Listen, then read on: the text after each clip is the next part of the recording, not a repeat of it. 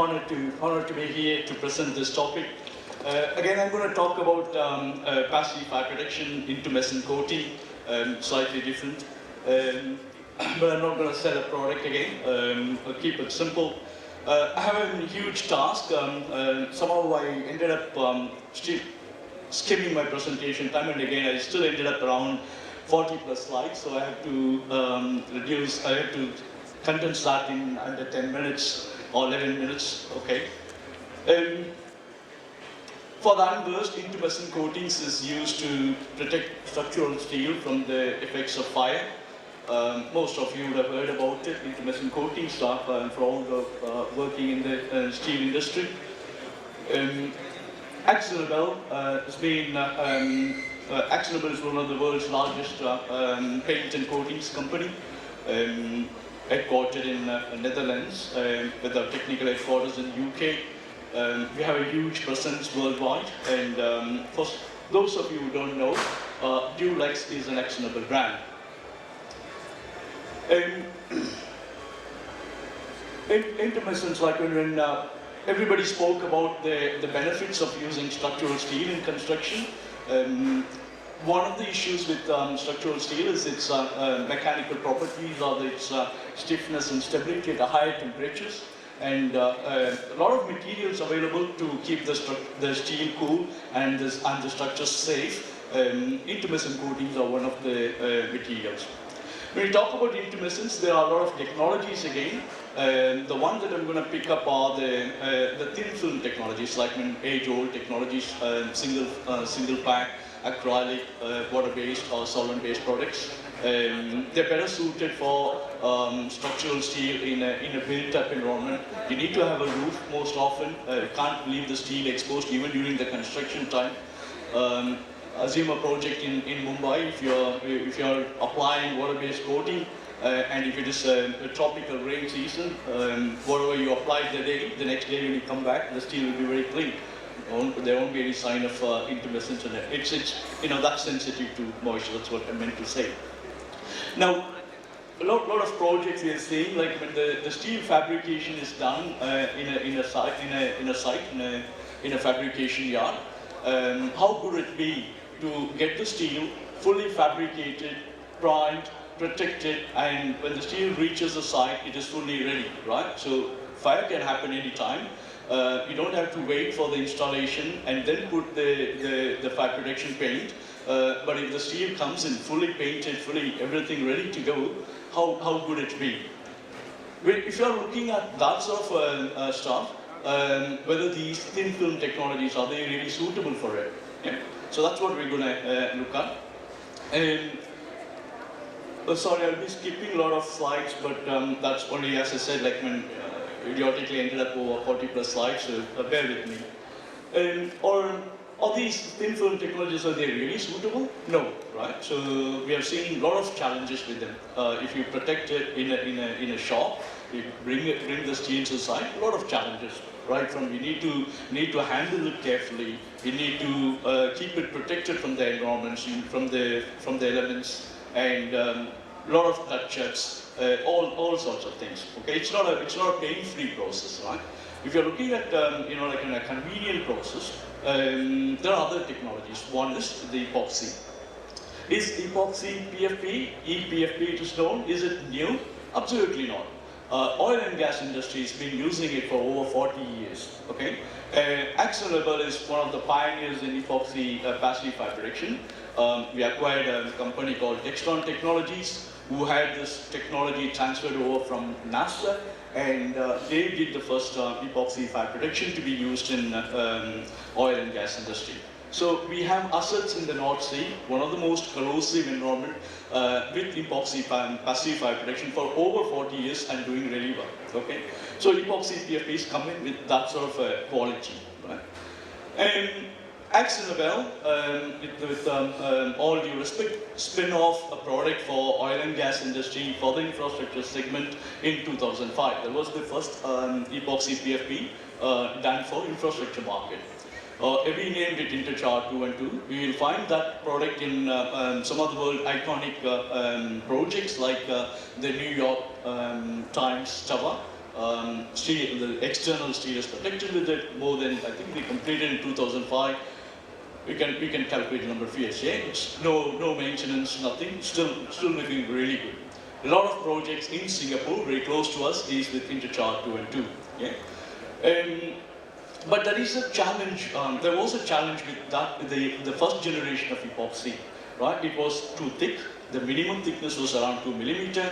Not easy to apply. The oil and gas guys were having fun. Like when they can apply it, they can handle the material. But infrastructure guys had an issue with it. They couldn't handle the material.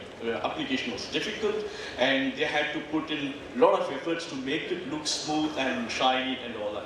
Architects will know they don't want after they protect the steel with intumescent, they don't want to hide it, right? So they want to expose it, and so the steel has to look aesthetically pleasing, right? So we took all these into account and kept the backbone of Interchar 2 and 2, the same epoxy chemistry and the same pigmentation, the same reinforcements needed for the formulation, and we introduced a new product. As I said, I'm not going to talk much about it, but I'm just going to touch base on the advancements, what we have done. Yeah? And it's just not us who has epoxy PFP. A lot of competitors do, right? So the recent one provides thin and thick film categories. So what used to be a minimum 2 millimeter, now we can achieve the same level of protection with under 500 microns, under half a millimeter. That's a significant development considering a 10-year period or 15-year period. Okay? And it provides the same durability, same stuff that you get out of the epoxy PFP. Where it comes in handy is you can protect the steel in the shop and then supply it to the site, project site, anywhere in the world with minimal damages. Yeah? So this will have very least damage, minimal damage shipping in. The place I'm coming from, fabrication is very expensive. If you look at some of the significant projects in Australia, most of it would have been fabricated in one of the Asian countries like Vietnam, Thailand, or in China, right? So that's where they used to fabricate it and then bring the steel fully protected to Australia, and it will be fun. It will be like intact, no damages, nothing. Yeah?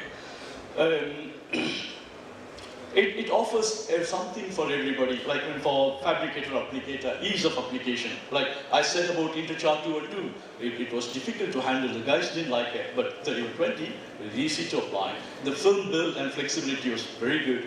Corrosion resistance is not compromised at all. You can apply this product even direct to metal. Yeah? So up to a moderate exposure, let's say like when in terms of corrosion terminologies, if I have to refer it to ISO 12944 corrosion categories C3, we can even go direct to black metal.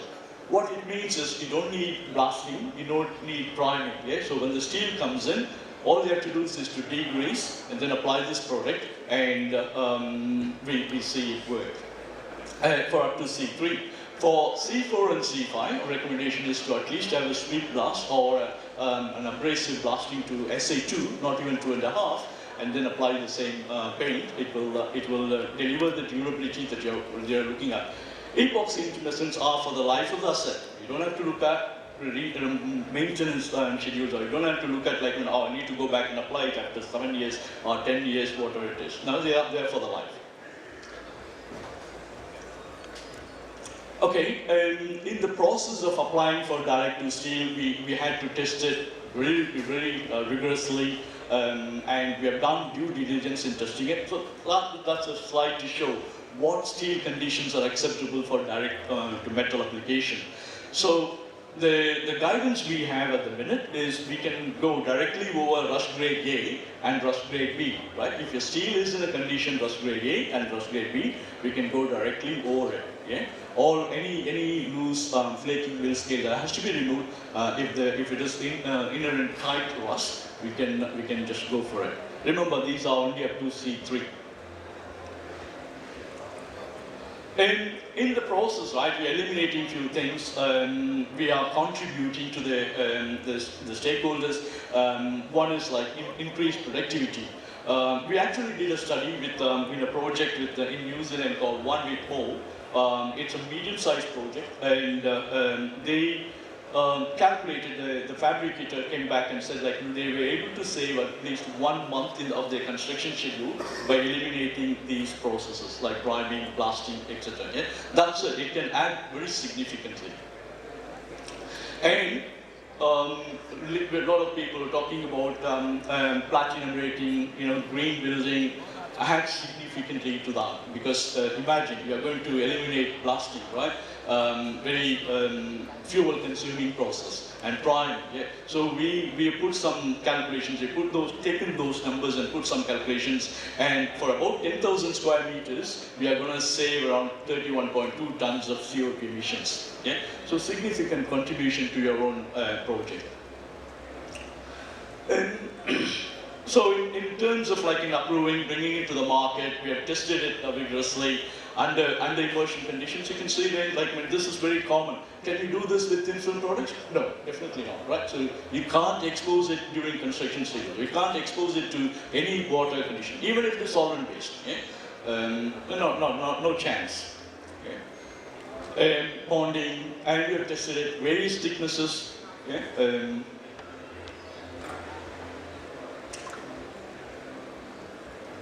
Again, for people who are familiar with the cyclic corrosion test, actually, when we have tested it, we have seen it pass without any issues up to C4, but we can't control every situation, every project, so we thought like we'll go down a step, and then we have improved it for up to C3. That was a panel applied direct to metal, and you can see like the corrosion creep was next to nothing. Yeah. Excellent pull-off adhesions after exposure. That's 2,000 hours of ASTM D5894, superb corrosion. It's not a new concept talking about it, right? So people in the steel industry, they know, like when we use the epoxy primer and epoxy intermediate coat and then a polyurethane top coat.